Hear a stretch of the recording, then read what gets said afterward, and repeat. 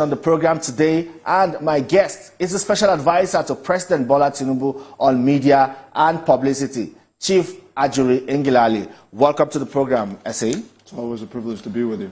Yes, President Bola Tinubu's administration will be 1 year next month, on the 29th of next month precisely. Now, you know what they say on social media, what I ordered versus what I got. Have Nigerians gotten what they bargained for, what they voted for at the ballots? Without question, Nigerians expected of His Excellency President Bola Tinubu that he would provide leadership that would take the difficult decisions that have needed to be taken over the course of the last few decades, which had not been taken until he assumed office. He has lived up to that fully. At the initial phase of the administration, it was clear that those decisions would lead to some level of discomfort, which our people have very patriotically, endured. They've made sacrifices, and today we've seen the second phase, which is the reward for the difficulties experienced in the first phase. We're seeing that in the form of, obviously, the Nigerian naira now being the world's best performing currency over the course of the last 1 month.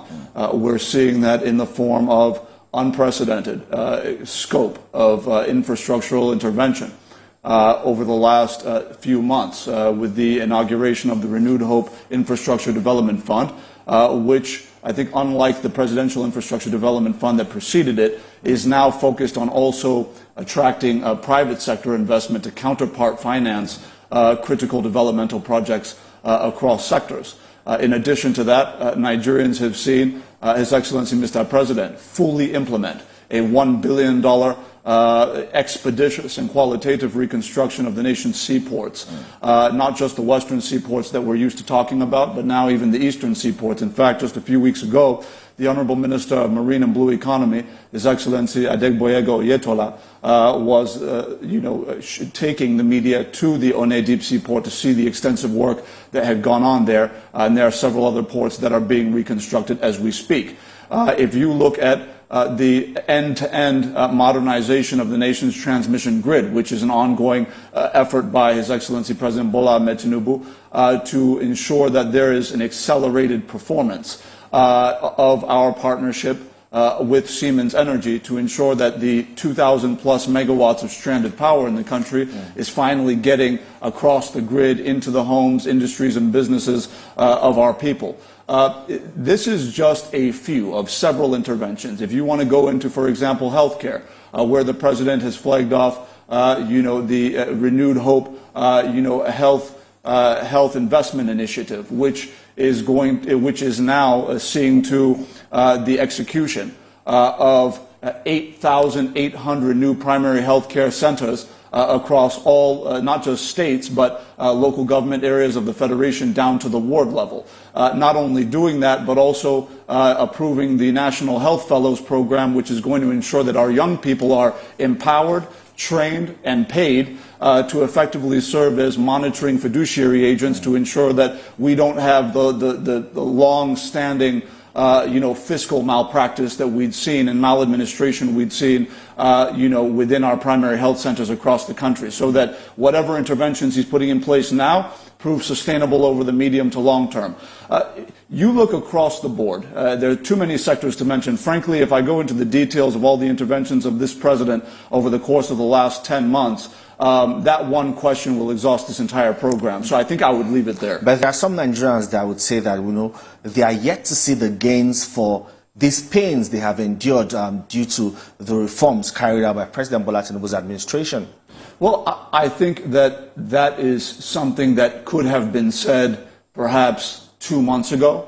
I think that is less the case now when you consider the fact that Nigerians have, borne witness that their spending power has substantially increased over the course of the last 1 month plus. Given the reforms that have been put in place by this administration, even within the Central Bank of Nigeria. Nigerians are recognizing that there is a level of stability, not just strength. It's one thing to bring strength to the currency. It's another thing entirely to bring stability to the currency, to not have it, fluctuating so dramatically up and down. Obviously enables Nigerians to effectively plan and the like. I think when you look at, for example, the implementation now of the National Student Loan Program, which is being rolled out over the course of the next few weeks. Before we get to May 29th, we would have been able to report the figures of the beneficiaries who are benefiting from that program. When you look at the launch very shortly of the Nigerian Consumer Credit program through the Nigerian Consumer Credit Corporation, of which the day-to-day management has been appointed through the CEO, Engineer Uzoma Nwagba, we are also committing to our people that before May 29th, we will have a clear set of verifiable beneficiaries who can come out and refer to how consumer credit is changing their lives. So we are not yet at the May 29th mark, but the point is when you look at the turnaround with respect to the currency, with respect to even national security, with respect to the interventions we're making that I've just mentioned, I think Nigerians would recognize that we are certainly on an uptrend after several months of some difficult transition.